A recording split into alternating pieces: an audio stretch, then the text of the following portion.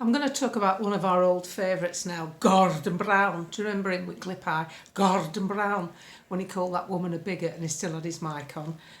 He's hit the headlines again. Here he is, Gordon Brown. For the sake of the kids and the OAPs, fight Farage. Oh, shall we just pick through this? Gordon Brown, when he became PM, he inherited the job from the incumbent leader Tony Blair. Nobody elected him, he got the job. It was suspected that he would have called a snap election in order to prove himself to the country that the people actually wanted him. But he didn't do that, he didn't take that risk, he just stayed in power.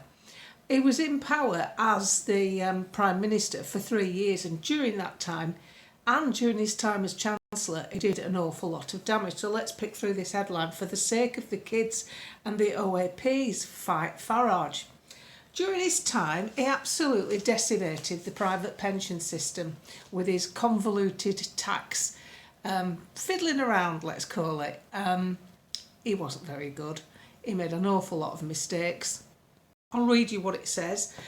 One of his first mistakes, believe me, there's a long list, was the abolition of advance corporation tax. I won't bore you with what that means. Basically, he scrapped the tax relief on dividends received by pension funds.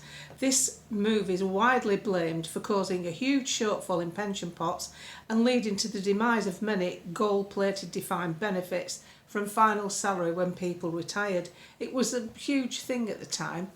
That's mistake number one. And that's only when he was Chancellor.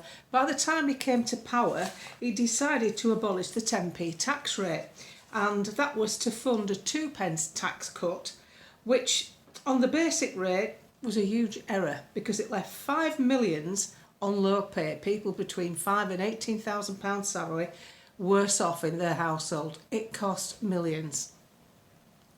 He also gave the Bank of England its independence, the Financial Services Authority, the FSA, with a regulatory system that focused on individual institutions rather than understanding systematic global entanglements. Basically, it means that when the crash happened in 2008, 2009, Britain were worse off because he'd given the Bank of England a structure where it wasn't keeping up with what was going on with global markets. Another clanger. We've got to remember as well that this legislation where the Bank of England has independence is still affecting the welfare of the country today. His most famous faux pas, no, not when he called that woman a bigot and left his microphone on, then had to go back and have a cup of tea with her and apologise like he meant it. He sold our gold reserve off. He sold it off at $275 an ounce. 400 tonnes of it. The market was what they call a bull market, meaning it was buoyant. Gold was rising in price all the time, and it ended up during the next decade at $1,900 an ounce. It cost the Treasury billions. Well, the Treasury only gets money from one place, that's the taxpayers. So it cost us billions.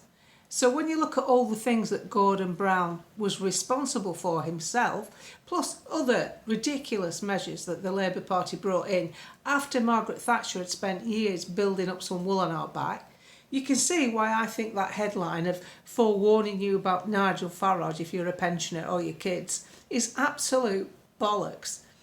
Gordon Brown was one of the worst Prime Ministers we ever had, and nobody voted him in.